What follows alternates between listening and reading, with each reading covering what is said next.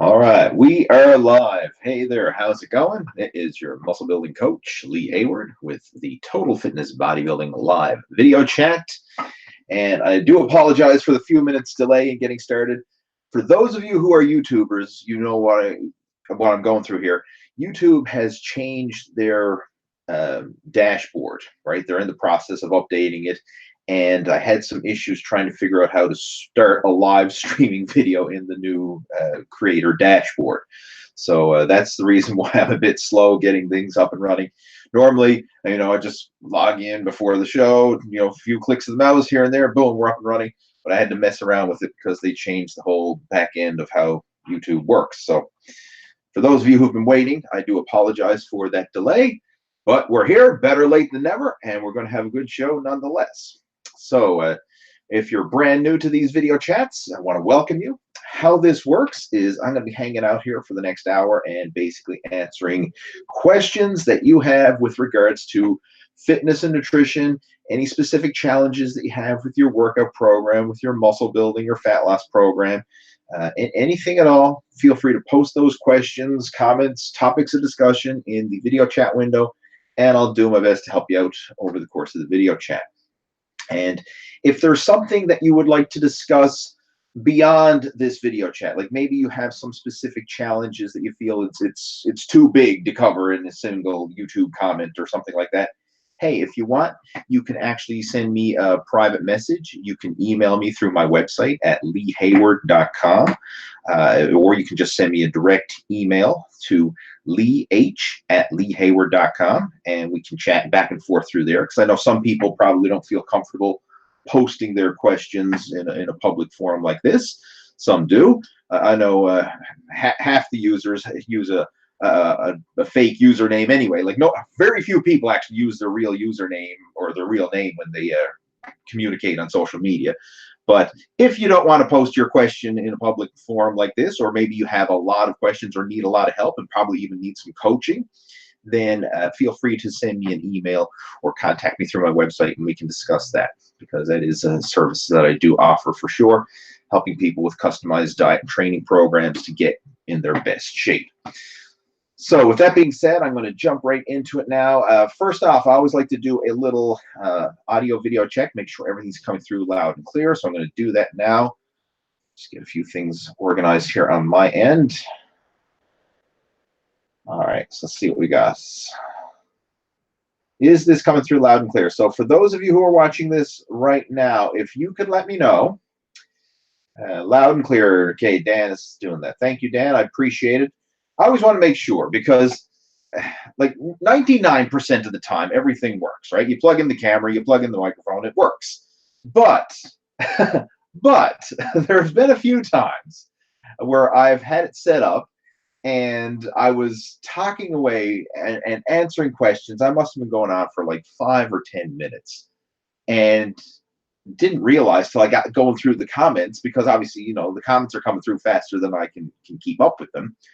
And then I realized people saying, "We can't hear you." And I was like, holy crap. I was here like flapping my lips here for for 5 or 10 minutes before anybody could hear me, because for whatever reason, the microphone was on mute or wasn't plugged in properly. But bottom line, I always like to do my little double check, make sure that it's all working before I get into answering questions and stuff. So you guys can go ahead, post those questions. I have a couple that I want to get to right away. These were some that were submitted. This one was submitted through the Total Fitness Bodybuilding app. Now, if you haven't already done so, head on over to my website, leehayward.com, and you can download the Total Fitness Bodybuilding app. It's available on the App Store as well as Google Play, but I have a link directly to the download page right on my website, leehayward.com, along with some more information about the different features of the app. So, I mean, it's a pretty detailed thing. I mean, you get a whole series of workout programs, exercise database, healthy recipes, sample meal plans that you can follow, and there's a section there where you can ask questions and send me questions directly through the app, and I will respond to you through the app. So again, if you haven't already done so, make sure to download the Total Fitness Bodybuilding app. It's only $2 through the App Store, and I promise you it will be the best $2 that you ever spend. All right, so the question is, this one's from Manuel, and he's saying, Lee, I do high intensity interval training after my full body workouts. And he wants to know the proper heart rate for doing high intensity interval training. He says there's a lot of different opinions. Is it 70 to 85%, 75 to 90%, 80 to 95%? My goal is to lose weight. Thanks in advance. I have to be honest here, Manuel. When it comes to heart rate, I really don't track it. I'm not a stickler for tracking heart rate when I do my cardio. I go by how I feel. I mean, especially if you're doing high intensity cardio, like, you know what's high intensity without looking at a heart rate monitor. You can feel it. And from a fat loss point of view, it really doesn't matter. And the thing is, I don't like to put a whole lot of emphasis in most heart rate monitors because there's a margin of error for sure. I mean, some people don't even register on the heart rate monitor. I remember when I used to do cardio with my wife, like, for example, I'd be on one treadmill, she'd be on the other, and we'd hold on to the heart rate monitors. I'd get a reading and she wouldn't, no matter what. We'd even switch treadmills. I'd get a reading on this one, she wouldn't get a reading. For some reason, it just wouldn't pick it up, right? I mean, some people are like that. Or if it did, it was totally off the scale. Like, sometimes it would register like 200 beats a minute or something. I mean, it was, for whatever reason, she just couldn't pick up her heart rate on those things. I know she has a heart, right? It's just that the machine, it was too intense for the machine to pick up. Let's just say that. So I don't pay a lot of attention to it. I go by how I feel. And when it comes to fat loss, the cardio is kind of like secondary to everything else. What's going to determine whether you lose fat or not? One, your diet. If your diet's not in check, you can exercise and work out and do cardio till you're blue in the face and you won't lose weight.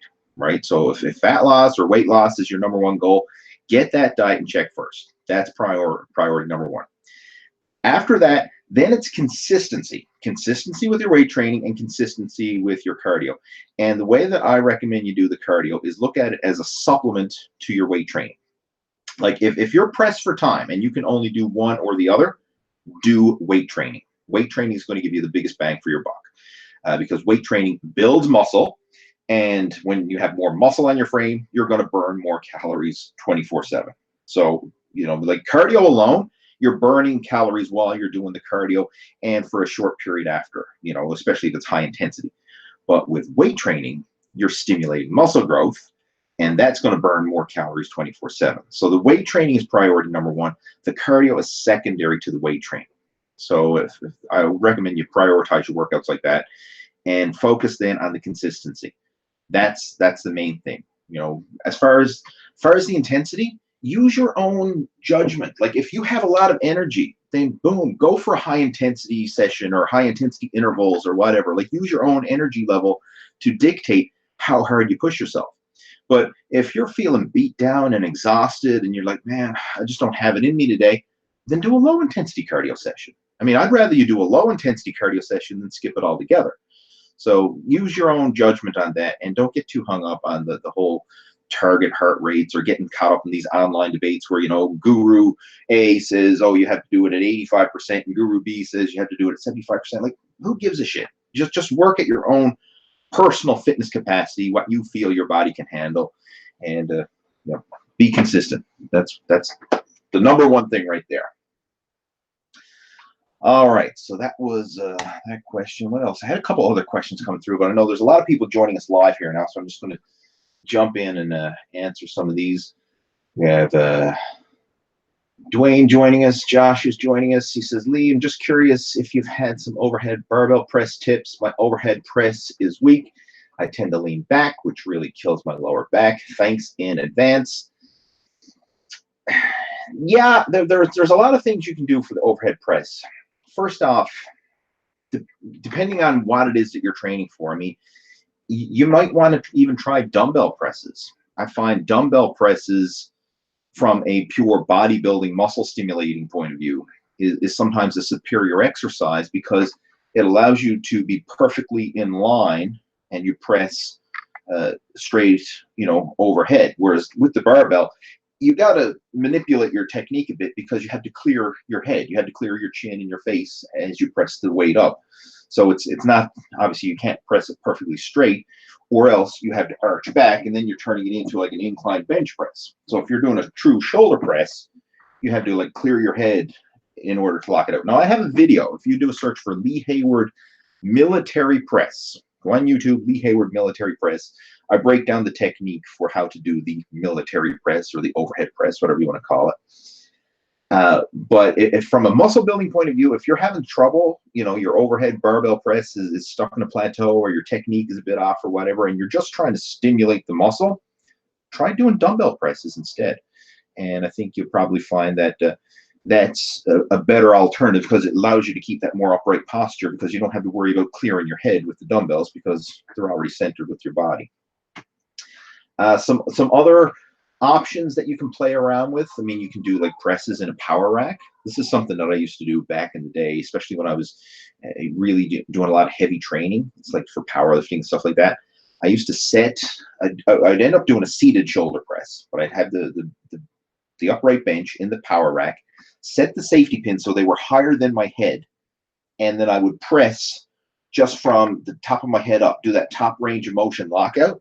And it was great for building up stability in the shoulders and really overloading, because you could handle a lot of weight, and it was safe because, again, you're in the power rack. If you can't lift the weight, then the safety pins are there to catch it. And I would have it set up so that the bar was actually over my head. So it was none of this trying to, you know, arch back to clear your head while you're doing an overhead press. So that's another cool exercise variation. I mean, if you want, you could even pair them up, right, in the same workout. Probably do like a dumbbell shoulder press first, you know, train that one to your max, like train that to failure and then reach your limit in that. And then you could take your shoulders beyond failure with the power rack lockout. So, I mean, it's a great way if you really want a high intensity shoulder press workout, you could combine those two exercises together. But those are a few tips. But again, if you want the specific overhead press, go check out my video, Lee Hayward military press. I'm almost out of tea. I'm drinking another cup of this turmeric ginger tea, and I'm all out. It's a good tea. It's got a bit of a kick to it, but it's a good tea. Speaking of beverages, I posted a Facebook Live just the other day talking about one of the biggest changes that I made to my diet recently. And this is a personal experiment that I'm doing, and I've temporarily, anyway, I'm not saying it's permanent, but I temporarily gave up caffeine. So I've quit drinking coffee, quit caffeine supplements, pre-workouts, all that. And the reason I did that was because I was getting to the point where I felt I was borderline abusing caffeine, meaning that I needed to have it to get through the day, especially in the morning. Like I was getting out of bed and like totally drained and having to drag my ass to the coffee pot to get that caffeine in order to kind of, you know, jolt me awake and function. And then throughout the day, I was drinking, you know, several cups of coffee. I was probably averaging about 3 cups of coffee throughout the day.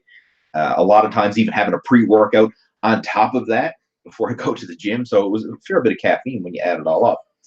And I got to the point where I said, you know what, it's not really increasing my energy. It's kind of like I need the caffeine just to have any energy at all. So it's not really increasing it. So it's kind of like this is now my new maintenance. And if I didn't have the caffeine, I was just useless. So I decided to do a little personal experiment and cut out the caffeine and see if I can build my natural energy reserves. And I'll just explain it briefly here, but I went into detail about it during that Facebook Live video. If you're following me on my Facebook page, you've probably seen it already. But first day that I had no caffeine, I was useless. Felt like crap. You couldn't get off the couch.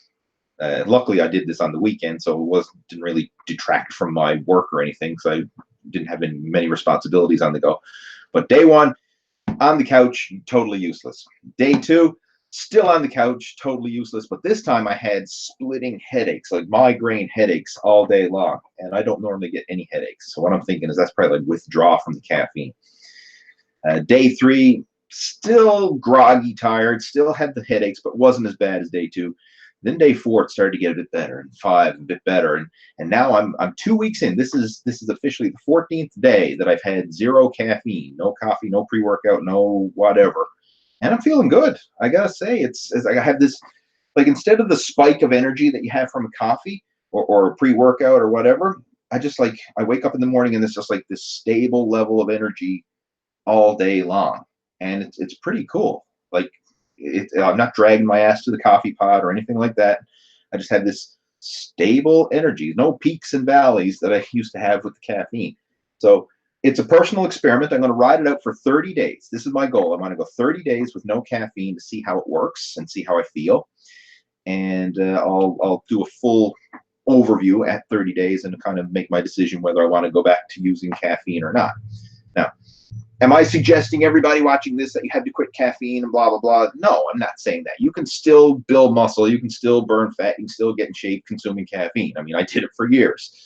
But I got to the point where I felt like I was abusing it rather than using it. So that's why I wanted to do like a little caffeine detox to, if nothing else, to reset my body sensitivity to it so that when I do use it again, it's actually boosting my energy, not just using it to kind of maintain any energy at all. So little experiment, and so far so good. So I'll keep you posted with how that goes. All right, moving on, we have Manuel is joining us. Leah, just received my Total Fitness t-shirt. Now I'm an official disciple.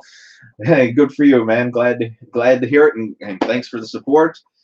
My question is, I just finished a 3-month high volume training workout. Should I deload for a week or two, or should I, just a second, the question got cut off. Let's see if it's still there. Should I deload for a week or two, or should I do cardio and stretch every day during this phase? Just because you've been training for 3 months doesn't necessarily mean you have to deload. That it's whether or not you need to deload is really something you have to decide for yourself. For beginners and intermediates, you know, I would caution you probably don't even need to. And if you're not 100% consistent with your workouts, you definitely don't need to.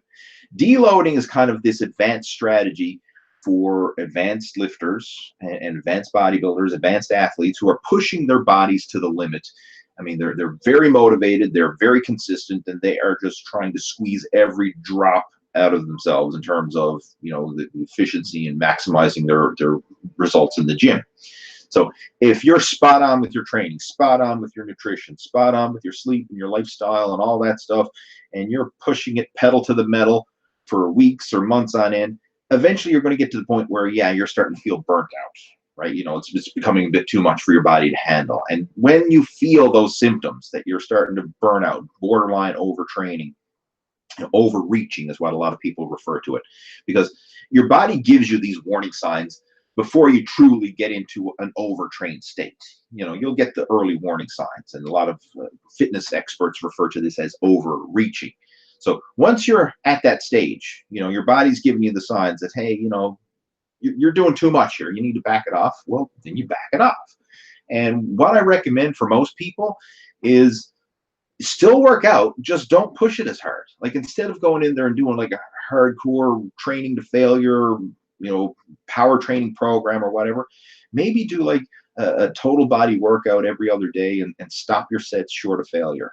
Or even do the same routine, just, you know, slash your weights by 50% and just kind of do some high rep pumping sets just to flush the muscles with blood. But bottom line, you're still going to train, but just don't push it to failure. Don't push yourself to exhaustion. So I wouldn't recommend stopping training, because stopping is not really helping. I mean, you're going to, if you don't use it, you lose it, so to speak. And that applies even in the deload phase. You still need to use it, but just scale back the intensity so you're not stressing your central nervous system. It's more of active recovery training, so you can still go through the motions and allow your body to build up its reserves without burning yourself out. So if you feel that's the case, then yeah, you can go through a lighter training phase for a week or two to basically recharge your batteries before you go and push it again for another high intensity training phase.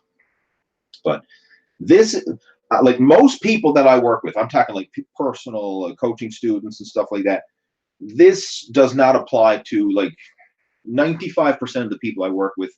the whole idea of deloading doesn't apply because, quite honestly, they're not consistent enough with their workouts. Like, I'm talking about like the typical guys over 40, over 50, you know, work, family, responsibilities. I mean, they have a hard time. Like, they're struggling to be consistent and getting to the gym on a regular basis. So, I mean, only a few of them are actually to the point where they're spot on consistency and going to risk overtraining. Most of them are undertraining, if anything. So the whole idea of deload is really, you know, doesn't apply to a lot of people.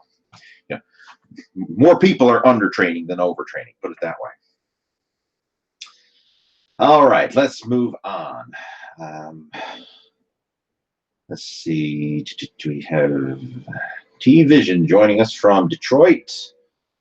Says, I'm a woman and I love your content. Well, thank you. I appreciate that. I know I gear most of my content towards men, as I'm sure you've noticed, but a lot of the stuff applies to women as well. I mean, this is one of my pet peeves. Like, people think, not so much guys, but a lot of women think, oh, I have to follow a woman's workout, or, you know, that's a man's program, this is a woman's program. And both men and women have the exact same major muscle groups. You know, we both got 2 arms, 2 legs, chest, back, you know, abs. All these muscles need to be trained, and they all need to be trained with the same type of exercises. So there's really no such thing as a woman's workout or a man's workout. I mean, when it comes to nutrition, most of it's the same. There may be a few slight differences due to hormonal differences, and obviously the caloric intake and whatever, and the macronutrient intake is going to vary based on size. But for the most part, it's the same stuff, right? I mean, a man can go and train with a woman as training partners, do the same type of program. Both can get great results. So, again, kudos for you for tuning in. I appreciate the support. All right, Anthony is joining us. I'd like to get your perspective on dating people at the gym. Have you ever done it? Have you heard of any success stories, or is it generally a bad idea? It's kind of a can of worms, isn't it? The problem with that is, like, if it happens, like if you build develop a relationship with somebody at the gym, then so be it. Like, but this is my advice to guys and girls, right? Obviously.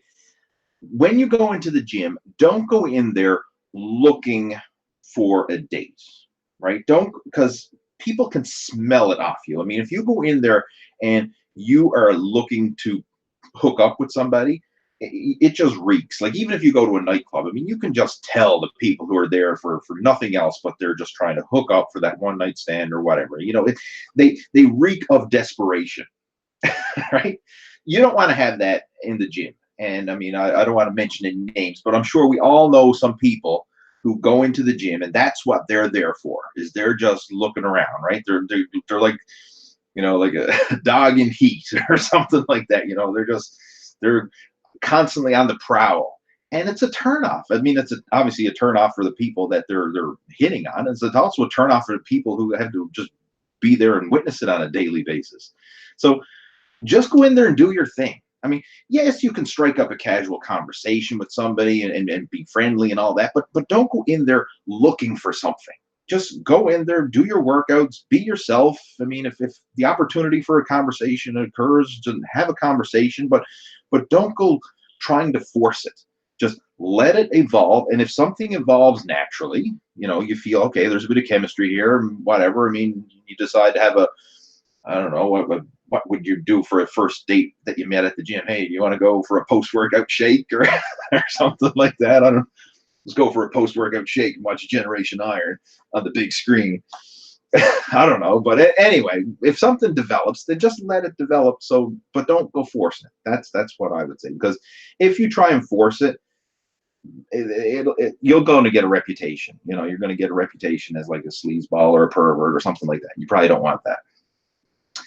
The downside of it is if you do have dates with people at the gym and they don't go well, and then you have to see those same people on a regular basis at the gym, could be some awkward cases.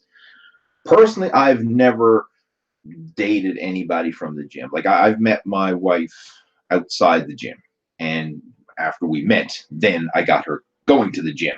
But I've never met or dated anybody from the gym myself. But I could see that being a great place to meet people, because obviously you have like interests and everything else. But if it goes south, if it goes wrong, it could be awkward, having to see them on a regular basis. But anyway, let's move on. I'm not a relationship guru. Max is joining us. Any tips on how to improve grip, forearm strength? Yes, I've covered this a lot during my videos and stuff like that. Get yourself some heavy grips, hand grippers. Number one tool that you can do to improve your grip, your forearm strength. Head on over to my website, hayward.com. I sell these right on my website, and when you order a set of heavy grips, I'll give you a free hand gripper training manual that you can follow, and it outlines exactly how to train them. I mean, I know people who don't know any different will look at this and say, well, what do you mean you need a training manual to squeeze a gripper? Actually, you do. There's a right and a wrong way to train grippers, just like there's right and wrong way to follow a weight training program, right? So the training manual outlines a specific gripper protocol that will increase your grip strength very rapidly. And I used it myself. And in the first 90 days, I went from closing heavy grips 200 to closing heavy grips 300. So it increased my grip strength by a 100-pound gripper and added a full inch to my forearms in just 90 days. So that's the training program that you're going to get when you order a set of those heavy grips hand grippers from leehayward.com. We have Miss Video joining us from Denmark. Dwayne is joining us. Says, I can curl 45 pounds on dumbbells, but my left arm can only do 3 and my right arm can do 5. How can I get my left arm stronger? That's very common. Most people are going to have an imbalance between their left and right arms. First off, if you're only getting 3 to 5 reps, that's too heavy for curls, in my opinion. I would rather you'd be doing 8 to 10 reps minimum, because the biceps are a small muscle group, and if you're training them too heavy, you're not going to get as much time under tension. There's more of a tendency to swing and cheat and use momentum to curl those weights up. Use lighter weights, more time under tension, better quality form. That's tip number one. And as far as the imbalance in the reps, when you're, in this case, which is your stronger arm? Your left arm. When your left arm hits failure, stop with your right arm as well. Right? So that's, don't keep training your right arm beyond what your left arm can do, because if not, you're going to just exaggerate the imbalance, because your right arm's going to continue to get stronger and your left arm's going to always lag behind. So strive to do the exact same number of sets and reps for both arms.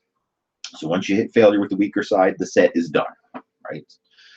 And I recommend doing that. And if at the end of your like, let's say you're doing a dumbbell curl, so you're just whatever, you're doing 3 sets of 10 of dumbbell curls. At the end, if you want to throw in an extra set for your weaker side, like just a single arm dumbbell curl, that's fine.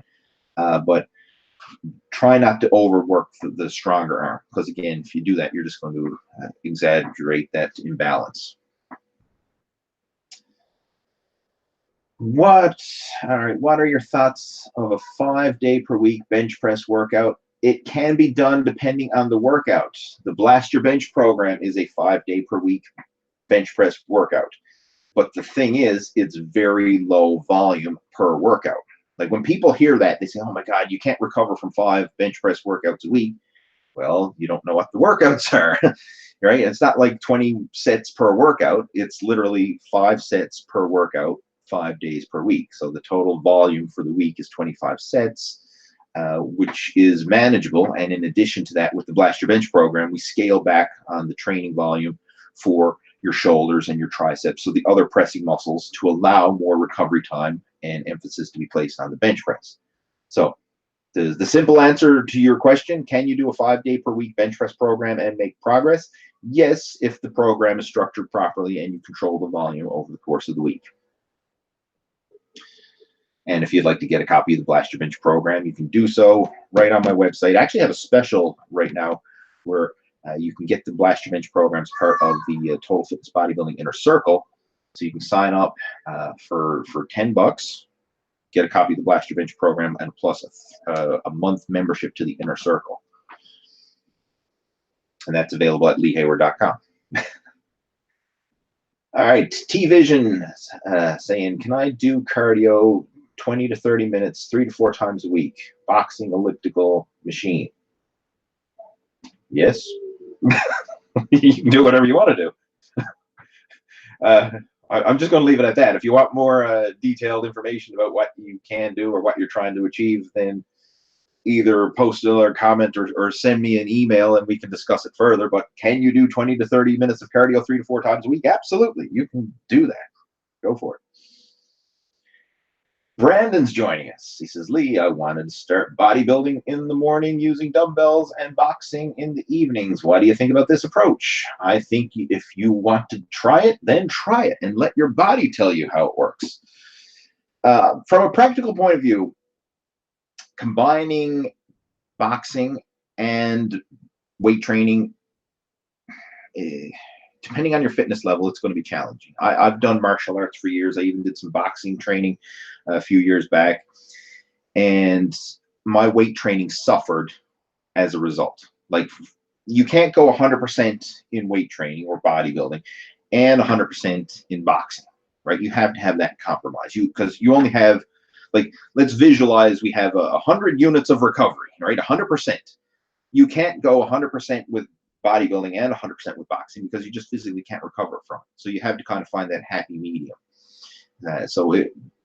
Can you do it? Absolutely. You can do it as long as you control the volume and you work within your own fitness level. Now, the good thing is the better shape you get, the longer you do it and everything else, your fitness level and your work capacity will increase. So you'll be able to handle, higher volume, higher intensity weight training workouts, as well as higher volume and higher intensity boxing workouts. But initially, you're going to have to pace yourself, right? Try not to fall into that trap of doing too much too soon and burning yourself out and getting injured. Another thing that you want to really focus on too is balancing out work for your shoulders. So mobility work, a lot of work for the rear delts and the upper back, because when you're doing boxing, you're throwing all those punches, your haymakers and your uppercuts and, your jab, hook, cross and all that. That's a lot of stress on the front delts, not a lot on the rear delts and upper back. So you want to be doing a lot of extra work for the rear delts and upper back and good shoulder mobility exercises, because it's common to have shoulder injuries while you're boxing. I recently posted up a shoulder warm-up video, specifically a rotator cuff video.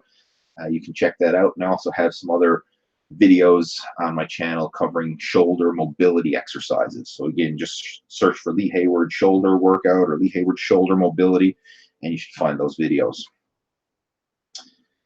All righty, Michael is joining us, wondering what about Bulgarian split squats? Let's start that again. I was wondering about Bulgarian split squats. I can do it with my left leg easily, but when I try to do it with my right leg, I lack the balance. Is there another variation I can do to try and fix it? Keep practicing. Everyone's going to have one leg that is better than the other, or that's more solid or stable than the other. Just like you have one hand that is your dominant hand, you have one leg that is your dominant leg. It's usually not as obvious because we don't write with our feet or stuff like that. Like, the hand that you write with, okay, well, I'm left-handed or I'm right-handed. You know that because it's very obvious. But you're also right foot or left foot. One leg is dominant and one leg is not. So the leg that you feel better when you're doing a split squat, obviously that's your dominant side. The leg that you feel awkward with, that's your non-dominant side. Just like if you tried to write with your non-dominant hand, chances are it would suck and look very awkward and whatever, but you just need to practice it. The more you practice it, the better you'll get. Now, in the meantime, if you really have trouble holding your balance, maybe if you could set it up in such a way that you could have something to hold on to so that you don't topple over while you're doing the exercise.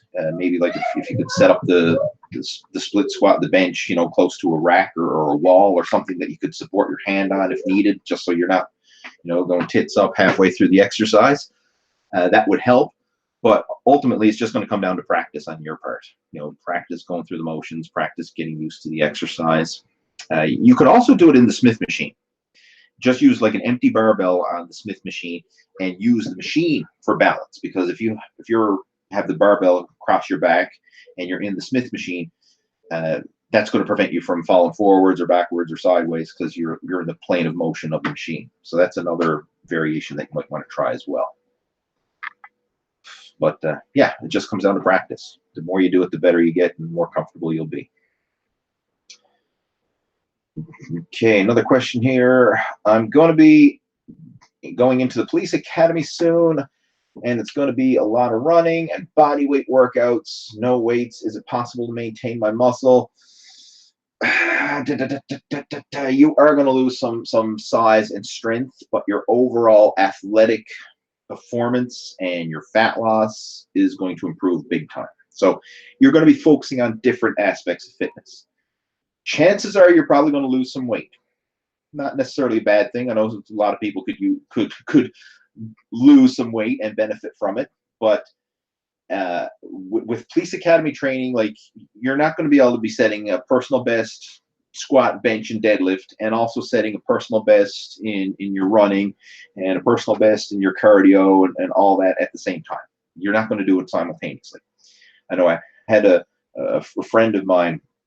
We actually worked at the same gym together back in the day, and he was, pretty big and jacked dude while we were working at the gym. We were both working as personal trainers at a local gym a while back. This is actually way back. But anyway, he was a big, strong guy, big, full muscle bellies, and had a lot of size on. And he went and did just like you're doing, the police academy training.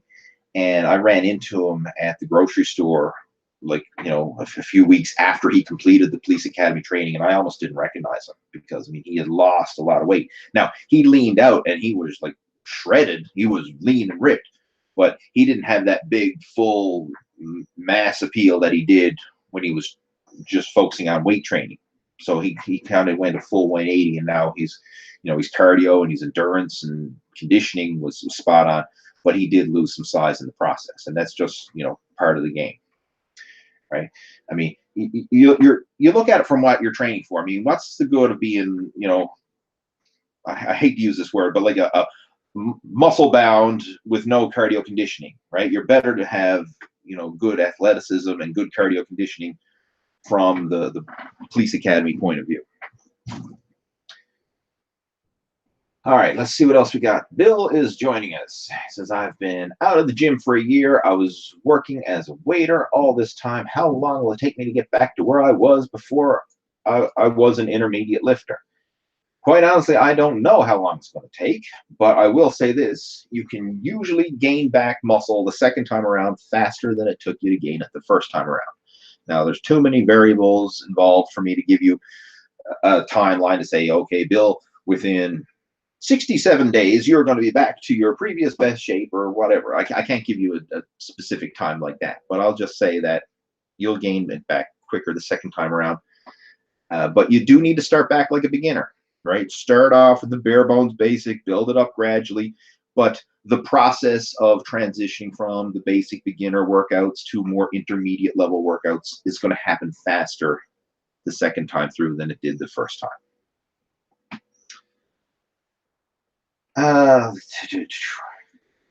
Lee, did you ever have ADHD or depression? ADHD, what's that? Attention Deficit what's the acronym for that? Attention Deficit Hyperactive Disorder or something like that. Don't think so. I've never been diagnosed with anything like that. When I was a kid, none of these terms were really like this mainstream now. But these terms weren't around when I was a kid. But I was a wild kid when I was in school. I used to get in trouble and have to go to the guidance counselor and stuff because I was doing crazy shit. When I was a young kid. Who knows? Maybe nowadays they would have labeled that as ADHD. I don't know. But I was never officially diagnosed with anything like that as a kid. Depression, that's a tough one. I've never been clinically depressed to the point where having to take medication or whatever, but I think we all go through bouts of depression and ups and downs in our life. For whatever. If you lose a loved one, obviously you're going to feel down because of that. If you suffer a major loss of some sort, maybe like loss of a job or a career or whatever, your car gets stolen or your house gets broken into, something traumatic or something of a loss, you're going to feel down because of that.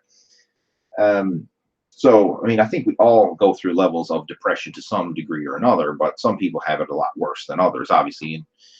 And I think one thing that's kind of helped me with all this kind of mental stuff, mental illnesses, and that is the fact that I've been consistent with my fitness routine from a very early age. I think that's a great outlet for dealing with stress and dealing with a lot of anxiety and issues and just the shit that life throws at you. I think that's a key because again, I don't want to generalize this, but a lot of the people who I know personally who suffer from depression, they're not very fit, they're not very healthy, they're not going to the gym on a regular basis and stuff like that. You know, they very rarely, you know, most of the time, like you can almost do like a self-therapy by keeping yourself in shape physically and going to the gym on a regular basis and getting outside on a regular basis and going for walks and all that kind of stuff. I mean, it's like self-therapy. And I actually made a YouTube video talking about this.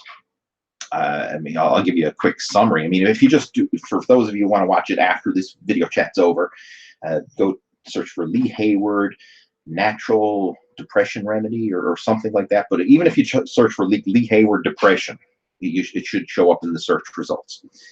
But this was a story of my grandmother back in the day.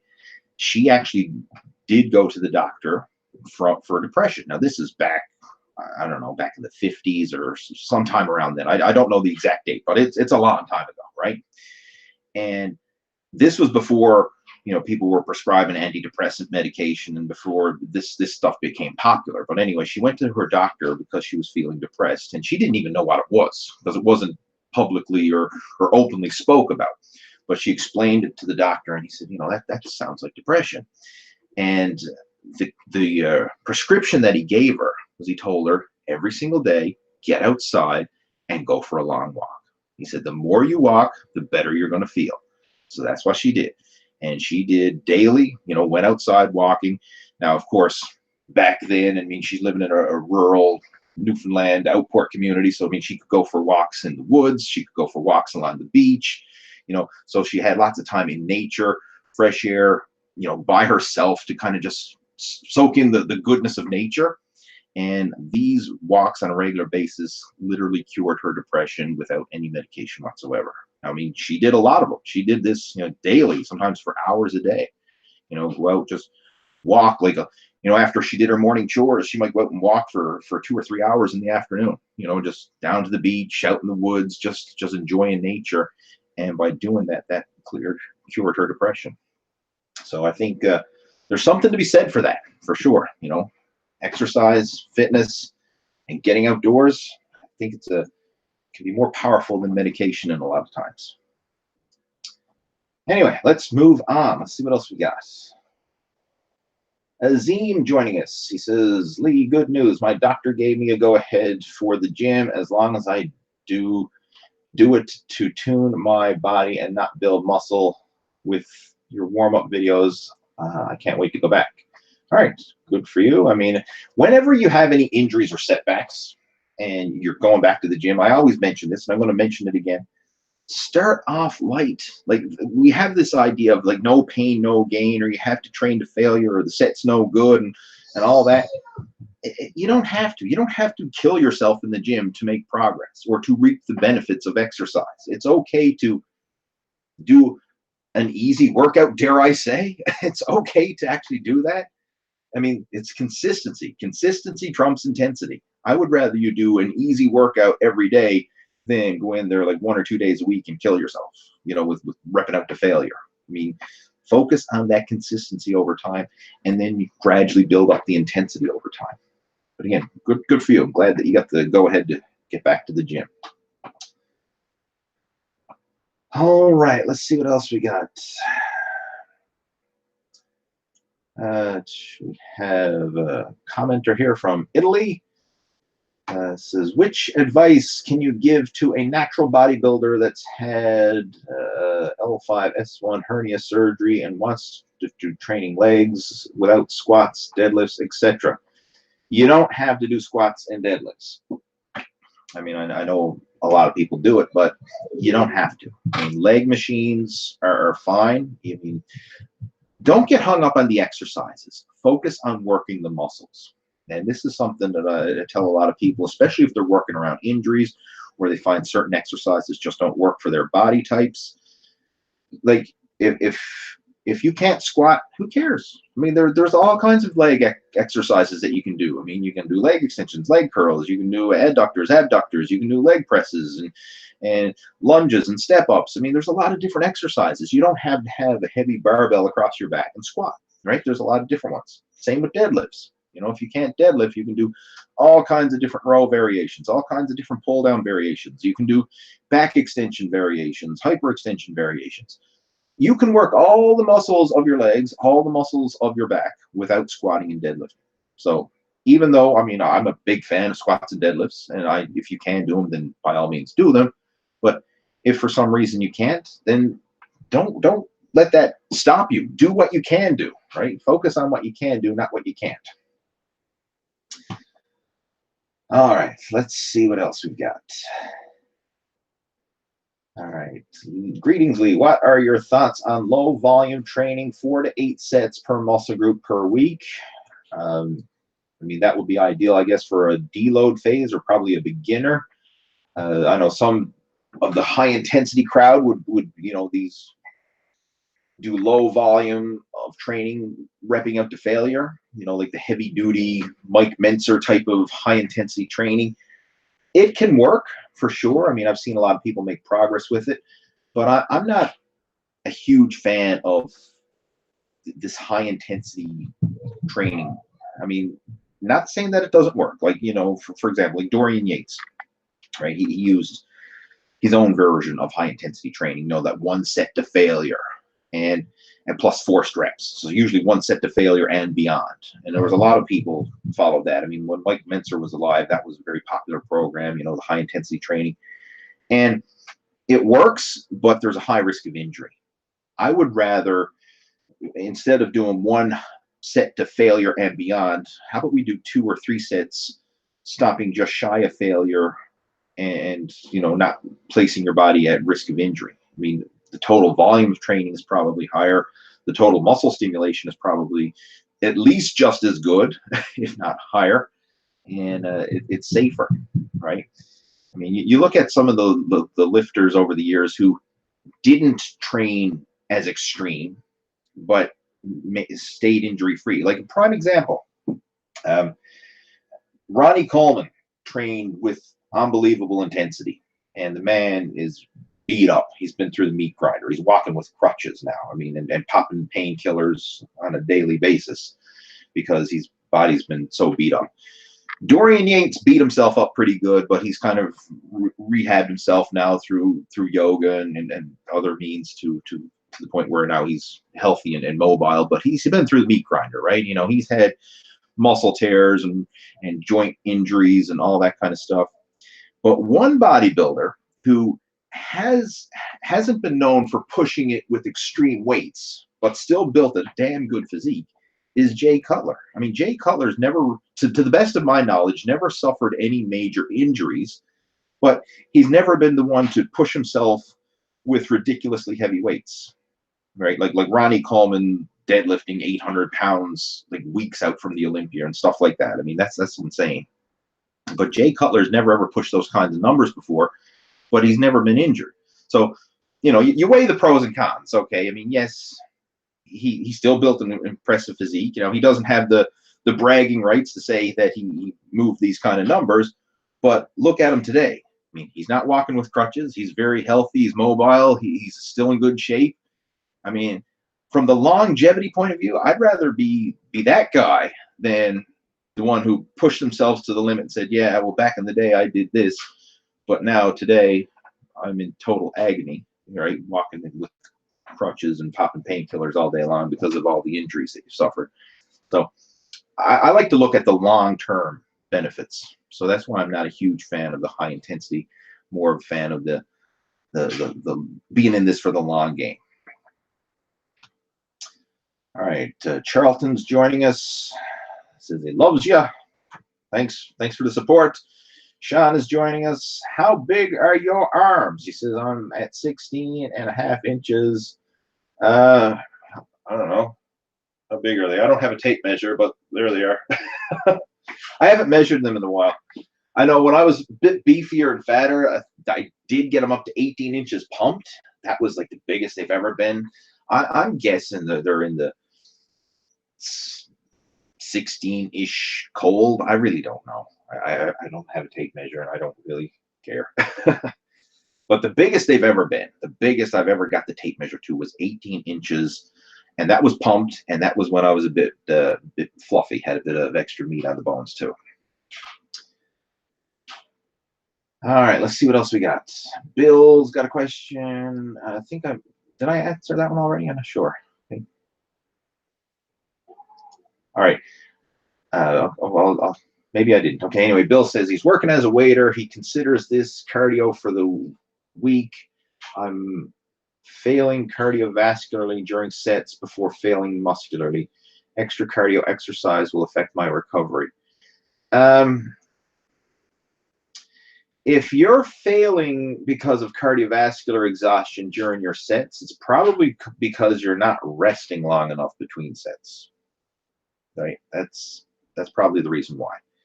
If just for your next workout, take an extra minute between sets. Like purposely time it out, because I know a lot of people have this mentality that they have these very short rest breaks, and there's nothing wrong with that. I mean, there's a time and a place for short rest breaks, right? I mean, if you're training for conditioning and muscular endurance, or you're doing some sort of CrossFit training or whatever, I mean, yeah, there's a time for having short rest periods. But if you're training to build strength, you need to take adequate rest periods so that you're actually reaching muscular exhaustion and not cardiovascular exhaustion. So if you're hitting cardiovascular fatigue, just take more time between sets for rest, and I think that should solve that problem for you. All right, let's see what else we got. Any tips on handling food volume? Small rib cage, male, 5'7", with a physical job. I feel bloated, nauseous all day, and I need to use the lavatory 3 to 4 times daily. Currently dealing with 4,000 calorie a day. Okay.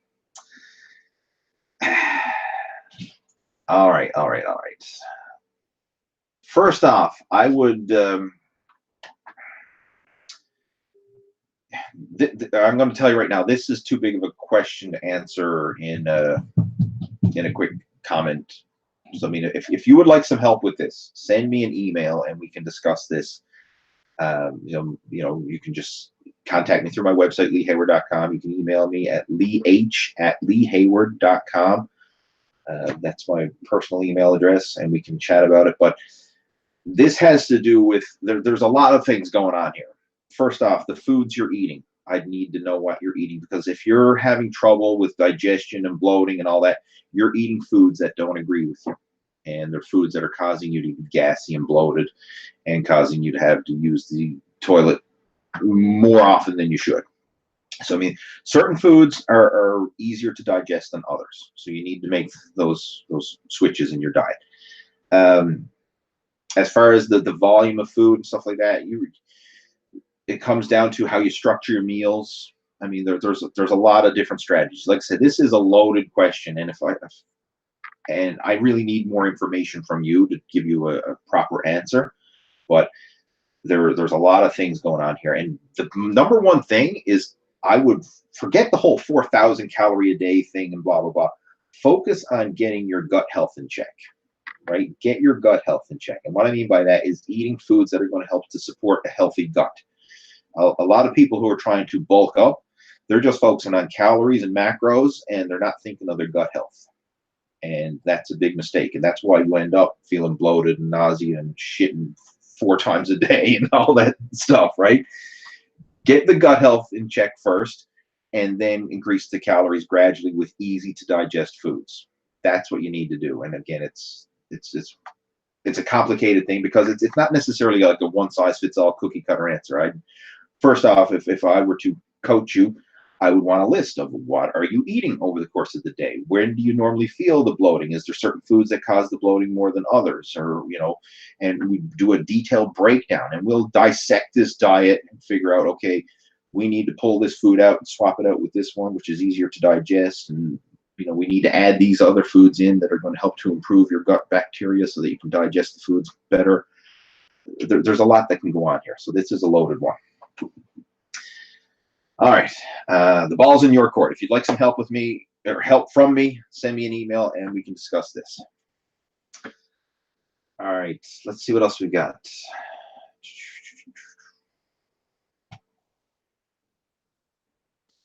Joey's asking, for a 50-year-old, is the overhead press okay for the shoulders? Yes, as long as you can do it comfortably.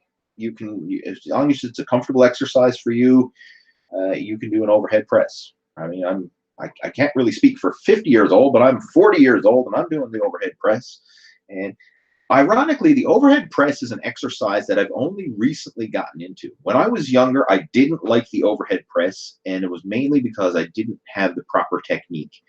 But I got some coaching from some experienced weightlifters who know how to do the overhead press properly, and they coach me and kind of critique my form. And the biggest mistake I was making is I was doing the incline bench press, shoulder press.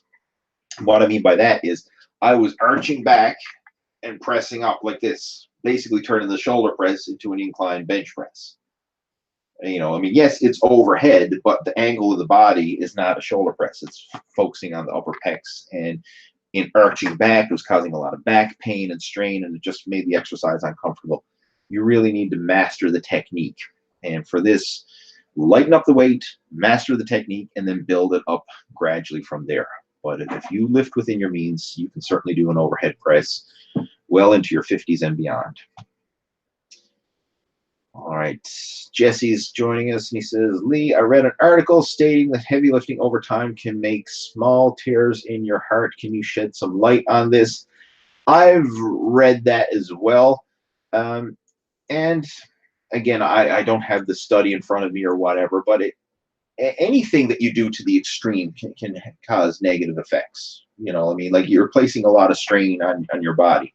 I mean, and it makes sense. I mean, when you break down your muscles, I mean, like you lift heavy weights, you're actually causing tears in the muscles. So, I mean, I guess the same thing could apply to the heart organ as well. I'd have to reread that study. I have heard that study, and I've read it. It was a while back now. But bottom line, anything that you do to the extreme has negative consequences. So that's why I don't recommend lifting extremely heavy, except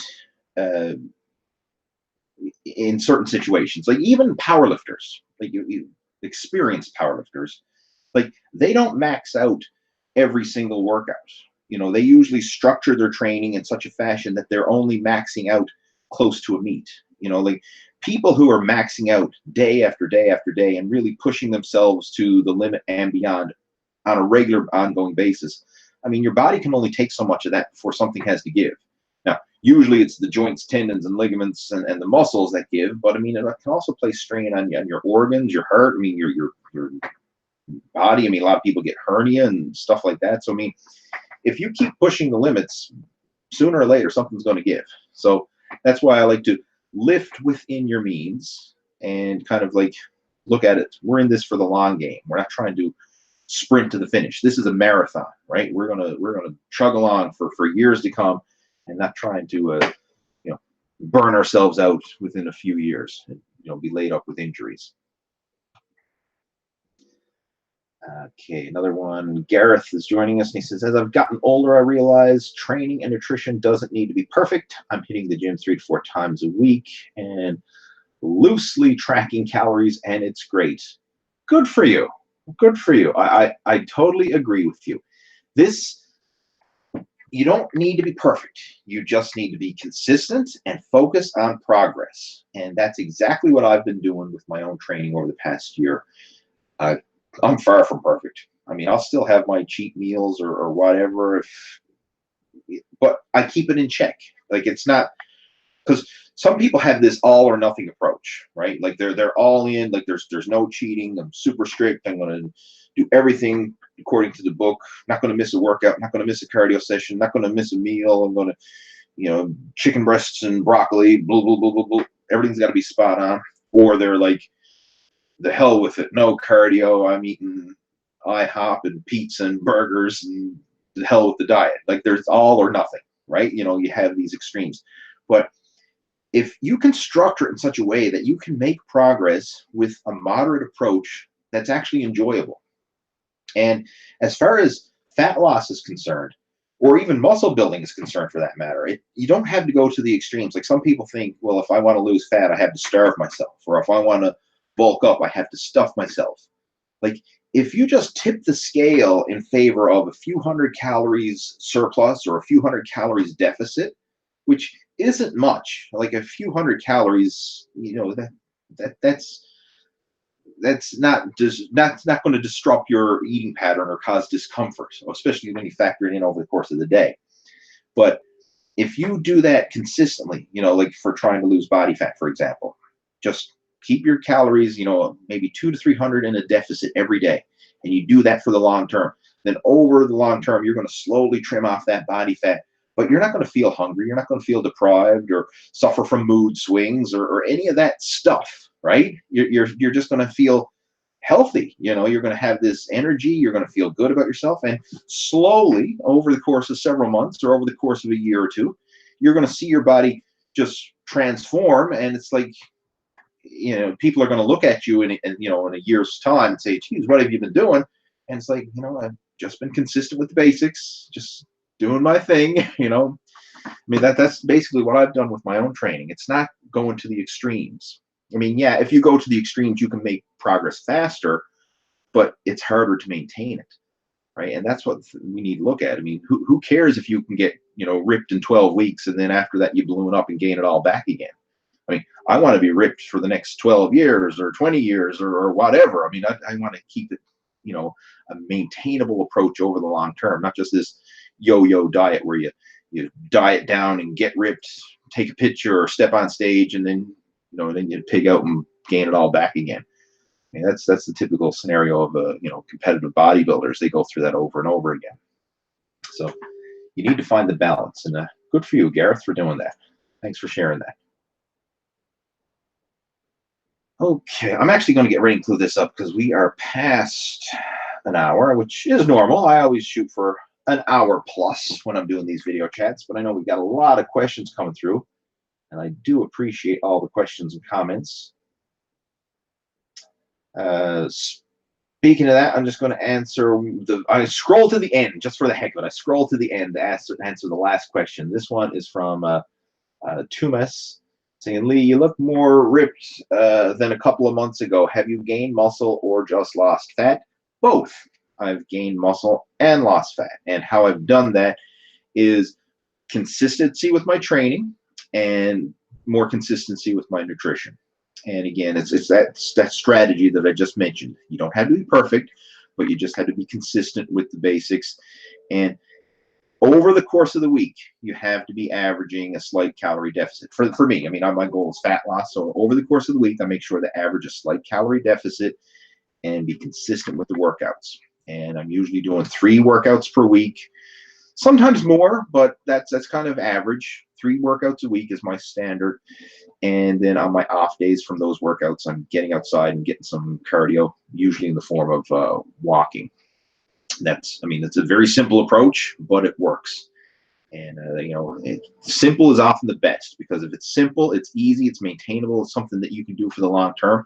That's what's going to give you the results that you're going to be able to maintain. I mean, if you have some complicated program that requires you to count and track and measure and monitor everything that goes in your mouth, and then you go to the gym and you're confused with your workouts because the program is so darn complicated, and then you're agonizing over your cardio, saying, well, what's my heart rate supposed to be, and how long am I supposed to do this interval for, and blah, blah, blah, blah. Like, if it's overwhelming and it's too confusing, you're not going to stick with it for the long term. Right? If you can simplify it and have this simple approach, but that actually works and something that you can maintain, I mean, that's going to produce results. Like, the simple program that you follow is going to produce 10 times the results of the complicated program that you can't follow. right? So look at it that way. Simple and sticking with it over the long term is going to beat, you know, having some complicated program that you get overwhelmed with and then you can't maintain. So with that being said, I'm going to clue it up. Thanks for tuning in. Thanks for all the support. I really appreciate it. And I'll be doing another one of these live video chats next week. So stay tuned for then. Have yourself a great weekend, and I'll talk to you then. Take care. Over and out.